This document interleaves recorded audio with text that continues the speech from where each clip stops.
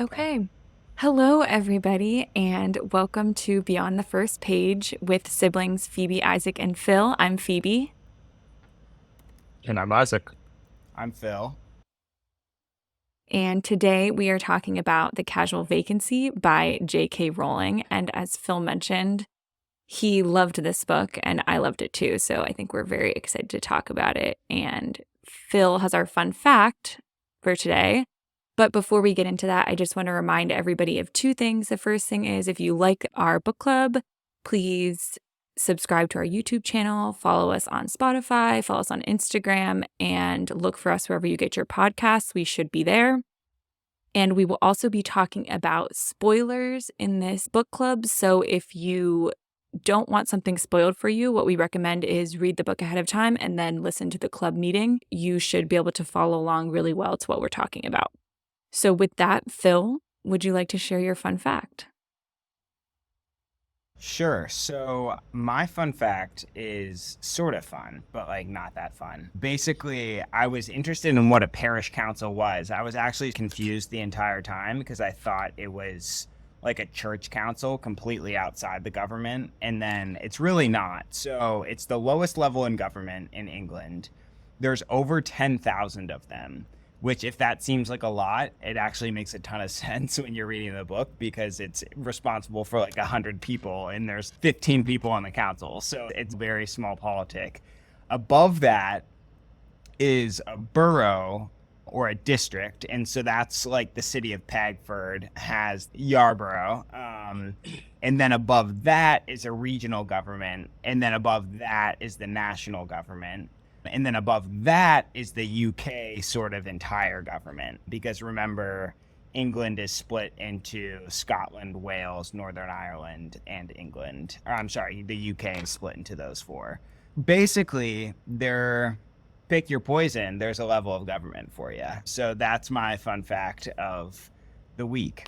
Wait, Phil, so would it be like a town council?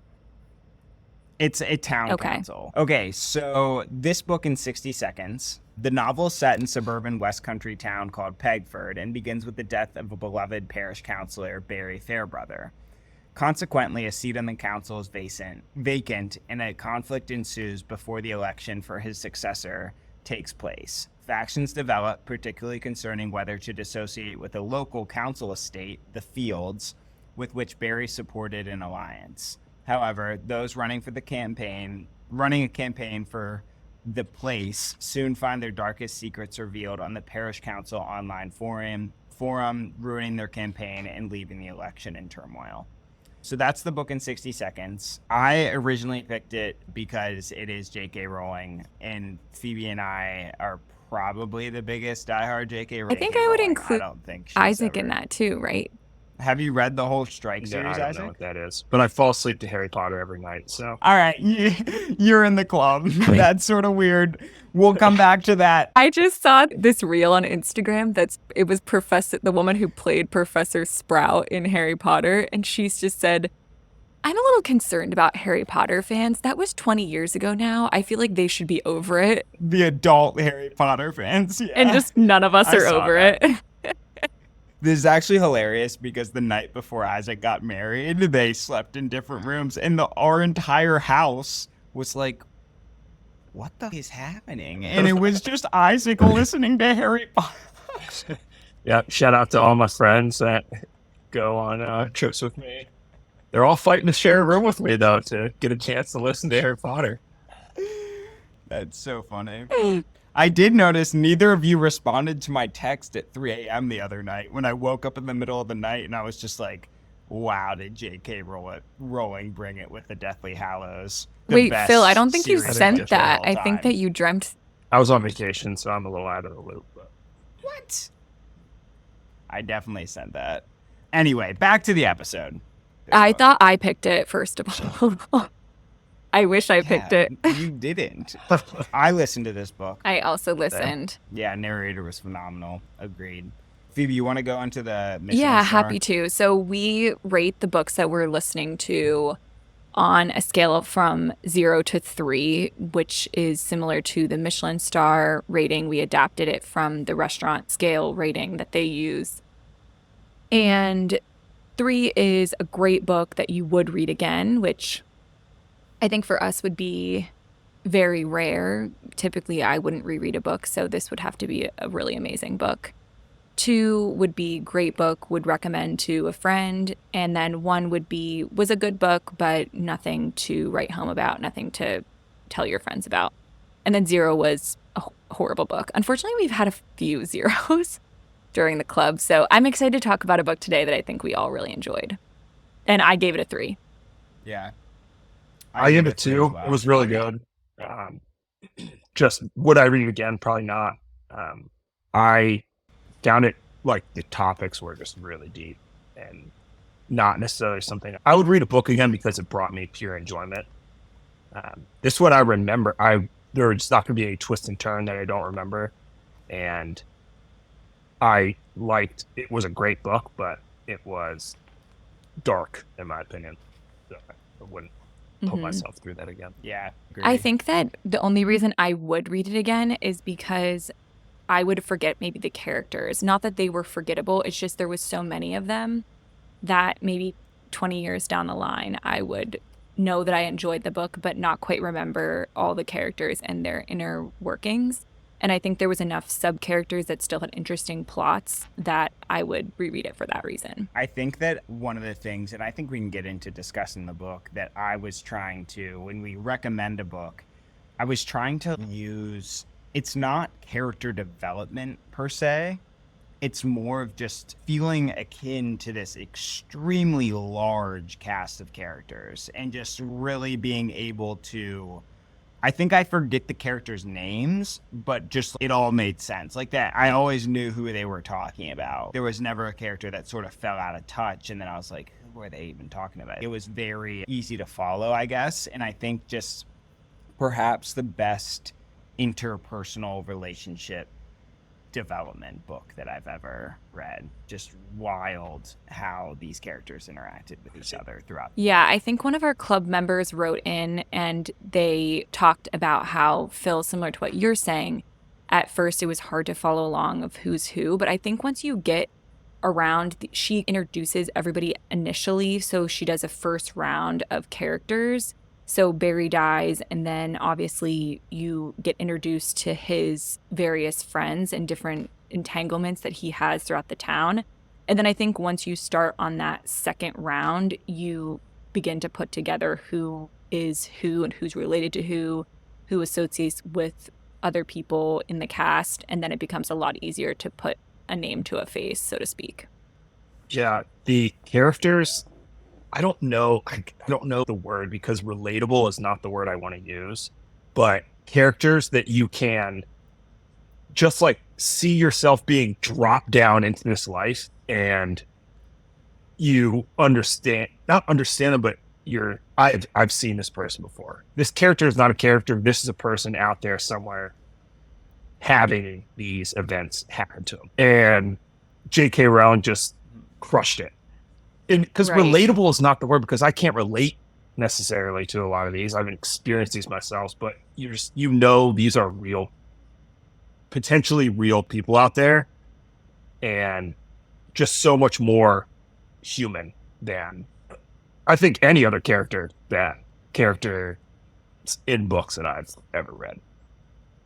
You could really see their Yeah. inner thoughts, which really helped. And not just the good thoughts they were having, but the bad thoughts as well. The thoughts where they didn't care about hurting their best friend, or they didn't care about being a jerk to their spouse, or you heard their true inner workings and their inner thoughts. And I do sometimes feel like they're not actively being malicious, but it was helpful to relate to characters to hear their malicious inner thought. Yeah, that's like one of the questions Phoebe asked is, was any character good in this book? And I think literally only Kay.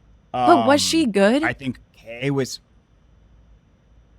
But Yeah. I don't think it's necessarily even good and bad. It was just, it showed people are selfish when you just look at their everyday single thought. These were supposed to be normal people in a small town going about their daily lives. And all of them so selfish. And when you're left to just walk around and just sit there and go through your day, your thoughts are about you. And that's maybe why they were so relatable or so understandable, is because we all do that.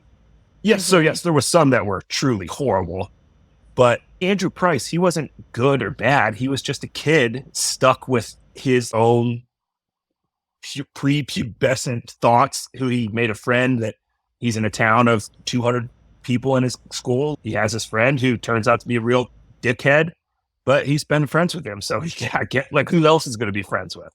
I think that one of the things that I noted was they were malicious.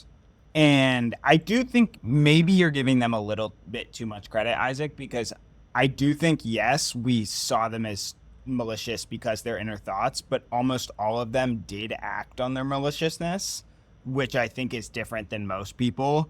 But even then, it was so relatable. Not relatable, but it was so easy to understand because Andrew Price was getting abused by his father. And then he abused this person. And Fats had to deal with this inner turmoil where he just did not feel loved, or just was trying to be a rebel or trying to make his own person. And he was one of the worst ones. He was getting raised by a paranoid schizophrenic. That was the other thing that I think that was really, I don't know anybody else that could have written this in a way that would make that specific anxiety realistic, and she did. That was one of the hard. Imagine meeting somebody that would just acted so wild and just completely off the charts because they were just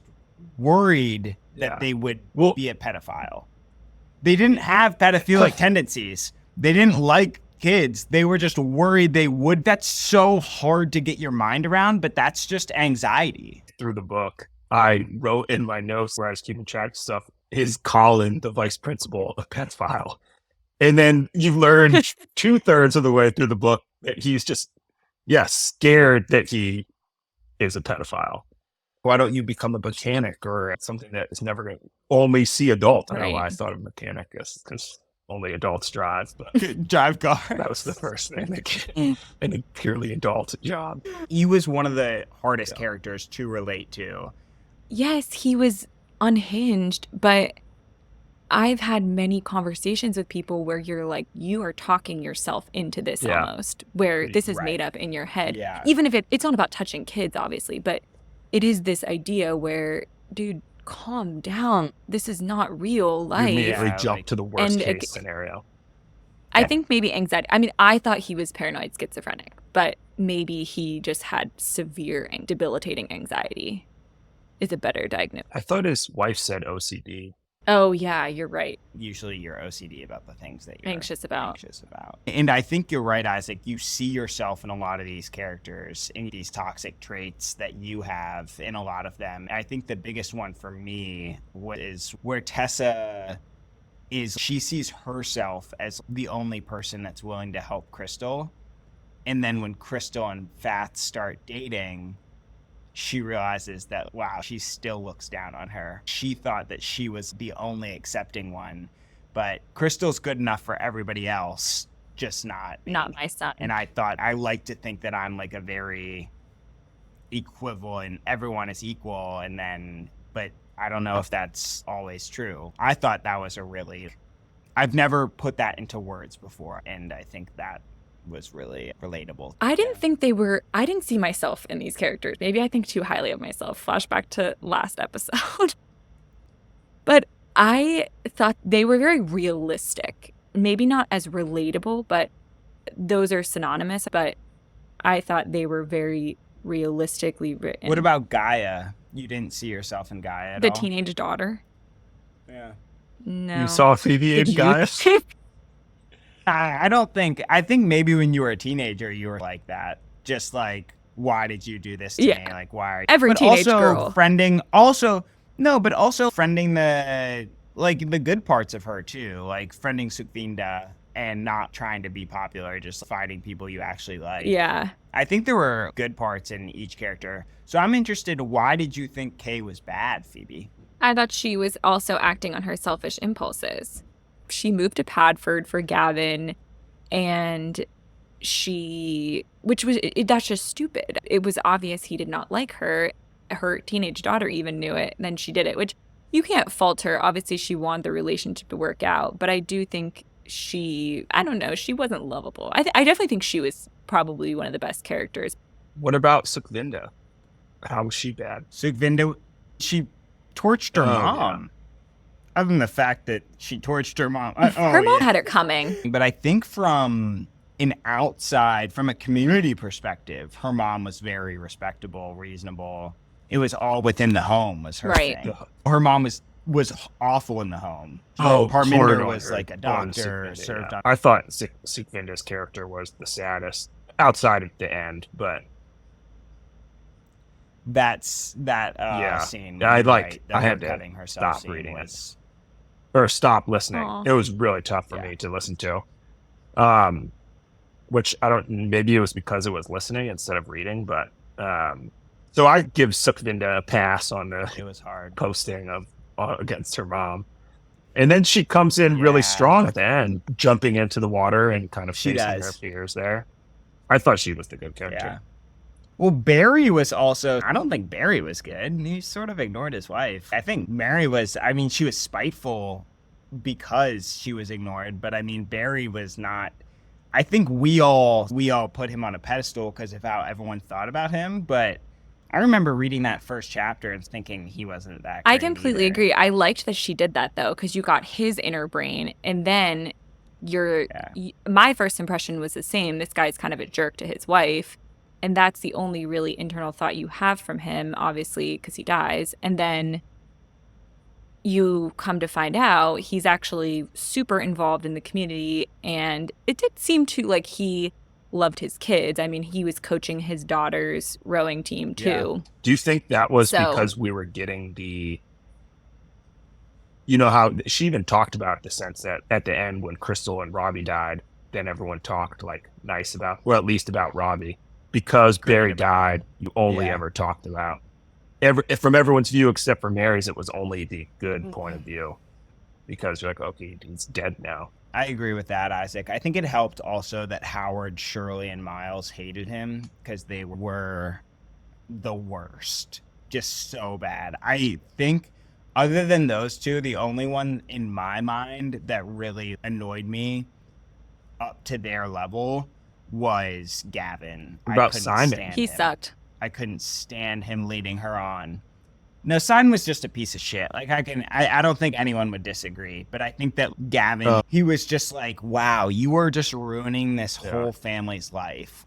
Wait, Phil, why'd that hit you personally? Not personally, but it was just like a cowardly thing.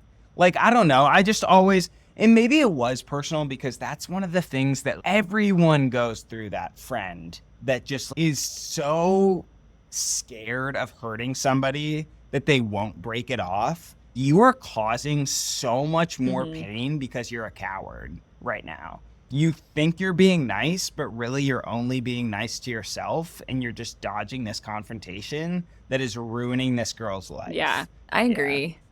I don't know. I think that's a relatable one. It is annoying. The cowardice. I agree. I was also very irked by him, but I was interested why that was annoying. So annoying to you. Howard and Shirley weren't that annoying to me. They were more the people. They were the people I could see the most, I guess. The people who are just so involved in this thing that is so minute and has so little effect on them, but this elitist viewpoint of just because of where they are, they have just enough influence to really change something for the good or better, and they only think about themselves. And I think that is almost the most relatable. I could see myself just becoming just mildly successful. You know, you have like 2 kids, becoming involved in this little community, and then like, I'm getting kind of bored. Maybe I'll join this thing, and then now I'm kind of a big shot in this little town. And you turn around and you're like, what? None of this matters. Except for in this case, there was a thing that did matter with the clinic. I'm not saying I think that could happen, but I think that's just so easy to slip into. Right. You know, so I found them the most relatable. I don't know. I don't know if that's bad to say, but No, it's funny. I think it's also funny because I could never imagine you ending up that way, but it also, you have a hard time envisioning, especially as a teenager and young adult, envisioning yourself ending up like your parents, and then it's almost inevitable that you will, but thinking about our parents ending up like that, it's just like, this will never happen, and then inevitably it's happening. I think maybe Isaac just got his third rental property in Oklahoma City, and he was like, should I raise the rents? Should I raise the The Wow. power. This person is barely making ends meet, but I could really get He's them. what is it, a kingpin or Um, whatever.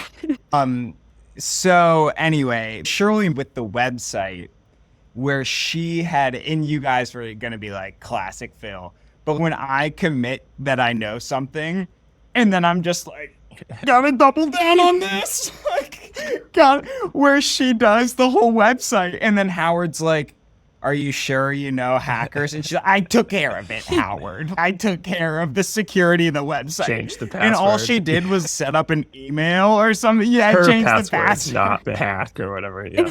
I thought that's something that I definitely do, where I'm like in a rabbit hole and I'm just gonna keep digging on this one. I think conversely to what you were saying, Isaac, where you can picture yourself falling into this, I think that's one of my deepest fears, is becoming a Shirley Mollison. I would agree. Where I you're would so 100% invested agree. in what your husband's doing that you start to make it your life, which what you were saying, Phil, she doubled down because that's all she had. The only reason she was relevant in this entire town was because she moderated the chat forum on the parish council website, because her husband was a town councilor. The first citizen. I don't know. Now it sounds like it's bad to get involved. I think it's good to get involved. Let's take a step back here. And like Phil said, Right. we're 15 people looking after 100 people. That's what Samantha, Miles's wife, is so fed up with the whole thing, because she's like, She's the oh, you whole people time. are crazy. Shirley thinks about the queen and thinks of her and the queen would be good friends if they ever met, because they funny. understand, responsibility. I liked That is Samantha funny. a lot. Like Even when she kissed. I love What? God. Even when she has the thing with the teenager? because she's just so unhinged. The whole thing. She's wild. Yeah. There's an Apple TV show actually that it's got to be somewhat based off this, a little bit of the character dynamics, because it is set in Ireland. It's called Bad Sisters. And it's all these sisters that just hate one of the husbands of the other sister. And that's Samantha Mollison. She just hates her husband so And much. his family. In his family, and she just has to be involved because they're so involved. And I did not like her, for sure. She was weird with the One Direction sort of boy band. That too. I don't think she was super relatable to me. What do you guys think? I think the last relationship or person that we haven't talked about that I think is one of the most intriguing characters is Fats. Fats Wall, who was really just off the wall. I didn't do that intentionally. Unintended. I just couldn't get a pulse on him. I mean, I think his thing was just wanting to be genuine. Authentic. Authentic. Which doesn't mean anything if you don't have any values. You can be authentic to a value, but he was just... His authenticity was almost just not thinking anything through. Just doing the first thing that popped up in his mind. And then committing to that. What did you guys think? I thought that I didn't think too deeply into him. I immediately wrote him off as this was her writing a selfish teenager. I don't think we mentioned Andrew Price, who was Fats's friend. I don't think he was a selfish teenager. I think he was no more selfish than any other teenager. I think Fats was the epitome of the selfish teenager, where he was trying to be this cool person and do this stuff and not care who he hurt. And that was my perception of him. So it was just her showing how stupid kids are, essentially. But maybe I oversimplified that. I thought he was the most unrelatable character for me, having been a teenage boy. I don't think that's how your thought processes are. Like, I thought he thought too much about being selfish or being. I think people are just, like I said before, I think people are just selfish. People who act selfishly don't. He pondered doing those things. I guess I don't agree with you there. I do think that a teenage boy, one of the biggest things is like being called a poser. Oh, you act. What does that even mean to be a poser? Everyone is posing on something. But I think that there is always, I don't know. I do think I've met a bunch of kids that were just like, oh, no one else is real. I'm the only one that. There are a lot of people that say, I do everything I want. I don't think a lot of people have the inner dialogue that he had about doing whatever he wants, though. I think people see something that they want and they just do it. Not, should I do this because I want to? Or if I don't do this, but I want to do it even though it's against social norms, then now I'm not being authentic, so I guess I should do it. I read it as he was doing things that the quote-unquote bad kid did. I was a wannabe rebel. Yeah, maybe that's a better way to say it. But his inner dialogue was too smart to pull that off. I don't think so. I think there's some real intent. Being that unpredictable is not something that you can do accidentally. Unless you have a diagnosed condition. Yeah, true. It's hard for me to relate though, because I just don't have an inner dialogue. I don't either. I listen to audiobooks, so JK's my inner dialogue. Yeah. I have inner dialogue, but it's nothing like that. I don't know. What's it like? It's like now that I say it. I think it's a lot of I think I'm constantly giving myself a little pep talk. That's so cute.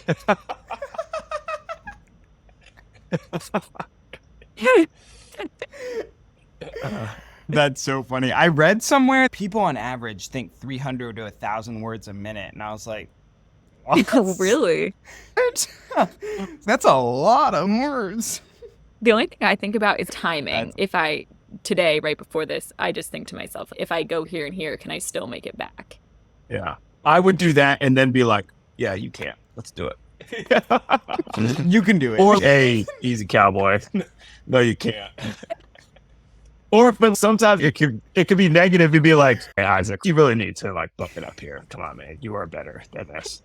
You piece of shit. But then always a sense of reassurance there at the end. You need to buck it up because you're better than this. Could you make it in time? Probably not today, but on a good day, yeah, for sure. I could do all those things. Yeah.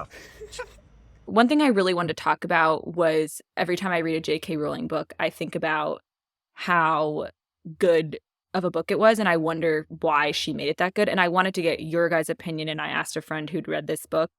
And there's this idea of action, opinion, description that makes good writing. So those three different things. And this is what my friend was telling me, at least. And apparently, if you go through one of J.K. Rowling's books, they're in perfect ratio, essentially, those three concepts.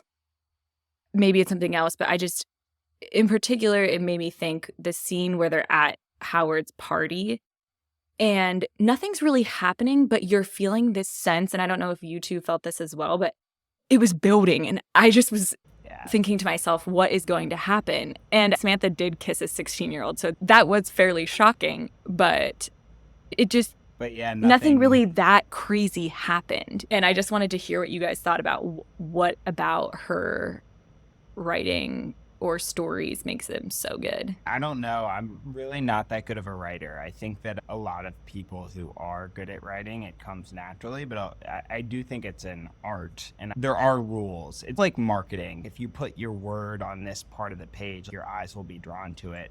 I think writing is the same way. There's this interesting paragraph where this guy writes in the same amount of words every single sentence.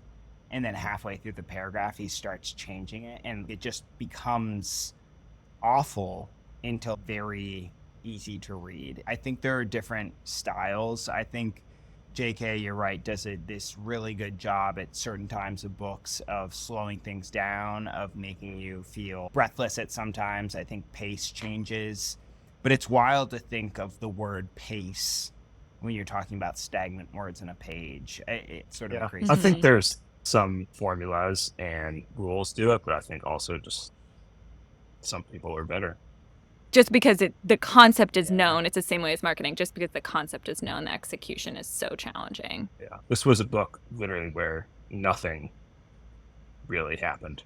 Stuff happened, but it was a normal shot in time. Crystal Wheaton dying and her brother dying, that was abnormal. But that happened. That wasn't why you were invested in the the story. And honestly, it wasn't there wasn't a big deal made out of it. That wasn't the concept of the book. I don't know that I would call that the climax. I almost would call the climax Howard's party. I would that was the climax. I think the fastest point was Howard's party, but I do think the climax was Crystal Wheaton killing herself. Yeah.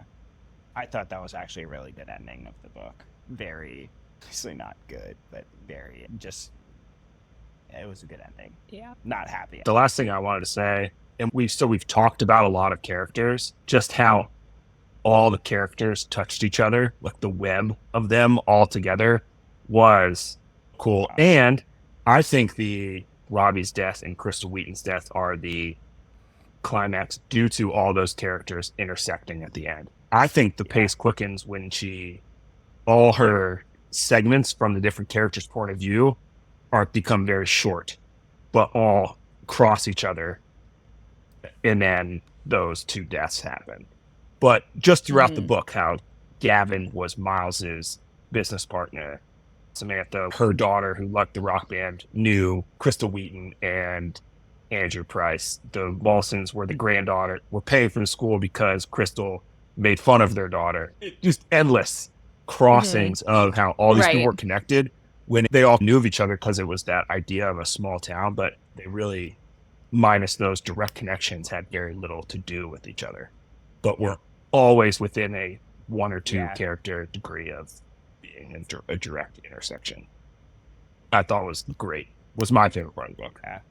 Sure. Yeah, and I mean, we didn't even get into the class structure, but what you're saying is interesting, Isaac, that they may not have interacted even in this small town because of that. And that was obviously the whole strife behind the fields being this topic of conversation. And yeah, you've convinced me. I agree that when they all walk by and do nothing about this 3-year-old, it's sad. One of the things that we've talked about is what my two quotes are about. And it's said in two very different ways. Yes, principles are sometimes the problem. If you ask me, said Miles, often what's needed is a bit of common sense, which is the name people usually give to their prejudices, rejoined Kay. And then basically the same sort of thought is actually by Samantha's daughter. According to Nisha, a sharp voice said, making them all jump, philosophy is the biography of the philosopher, which is just basically what you think is common sense or what you think is a prejudice is literally just what you've lived, which I think is how these characters justify every single thing they do. Yeah, I had highlighted the first one you said, Phil, and then along the same lines, I couldn't find it, and it'd probably be too long to read, but in the council meeting when Parminda explodes on Howard about how much he has cost, when he's complaining about the cost of the clinic, and she just loses it, which I had been wanting to do the whole book, right? And she laid it all out there. You talk about self-control. You're so obese you can't wash the under flap of your fat and all this stuff. It's the same thing where he is in direct hypocrisy of what he is complaining about. And then this is Samantha. She kept asking herself whether if he had looked cleaner, she might have been more concerned, whether on some subliminal level she had confused his obvious sides of neglect with street smartness, toughness, and resilience. And that's when she just walked past Robbie right before he died.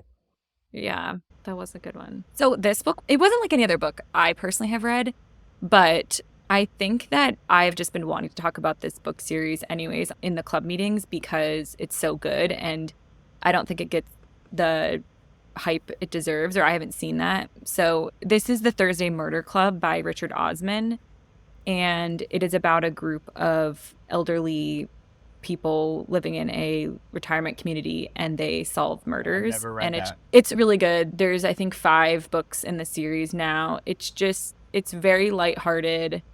It's not dark at all. I think they have interesting, funny relationships with random characters that you wouldn't typically expect. Like the old people befriend a drug dealer, and it's just funny and cute and easy to read, and I would recommend it. So that's why I picked it. Nice. Mine was Anna Karenina, actually, by Leo Tolstoy. This one and War and Peace, both. He just has so many different characters all throughout Russia that are getting engaged, or best friends with each other, or investing with each other. I think it's actually extremely similar to this book. I did The Wife Between Us. It was nowhere near as good as this was, but it was the only one that I could really think of. Honestly, the thing I thought of the most was those movies with the French detective where he gets together and he has to find who murdered the person out of the 12 people. There's the murder on a train, the one in Egypt. You know what I'm talking about? Yeah. It's like Love Actually, same concept, where they all kind of combine at the end. And so this book was, that's what I thought of the most from this book, from A Casual Vacancy. This book that I'm recommending, The Wife Between Us, is, like I said, nowhere near as good, and the character web is a lot smaller, but there's a lot of twists.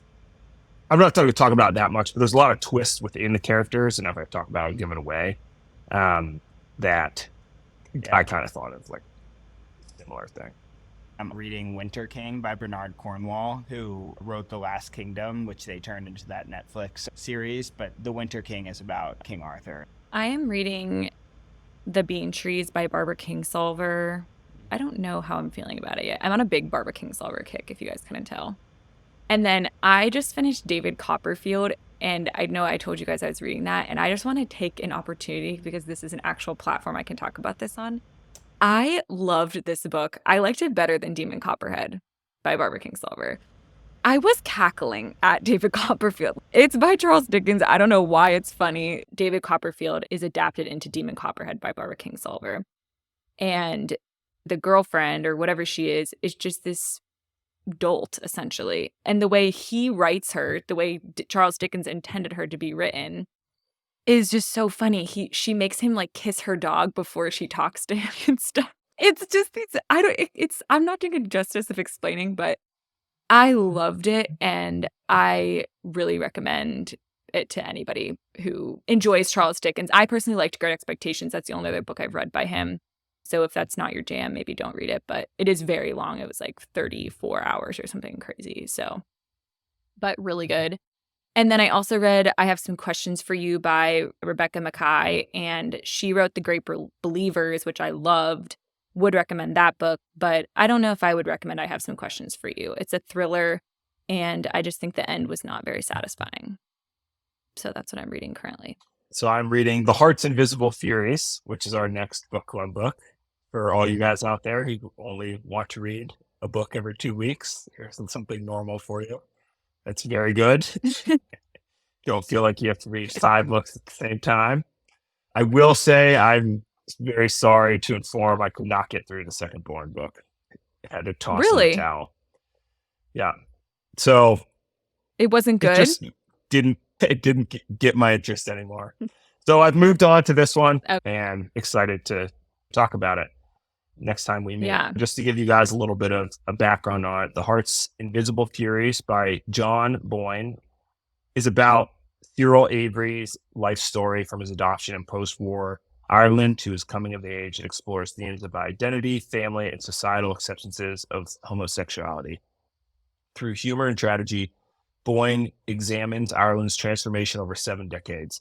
It's a poignant, epic tale of one man's search for identity and redemption. Excited. So looking forward to discussing that. Okay, and I wanted to remind everybody on May 20th, we are going to be discussing The Hunter by Tana French. And this is a sequel to The Searcher by Tana French. And we will read The Hunter and The Searcher and try to let you guys know ahead of time if you need to read the first book to read the second. But I would recommend, if you have time, to read The Hunter so that you'll be ready to read The Searcher when we discuss that on May 20th. So just to give you guys a heads up on that. And I think that's everything. So as a reminder, give your siblings a call, tell them that you love them. If you don't have siblings, call your parents, tell them that you love them. or call a friend. Just tell somebody that you love them and catch up with them. That was the intent of this whole podcast, was to stay in touch with our siblings. Definitely call somebody, talk to them about one of the books that you've read in the book club, and go to your library, check out a book, or use your Libby app, and stay classy, second pagers. Until Nice. next time. Yeah, it's Bye, everybody.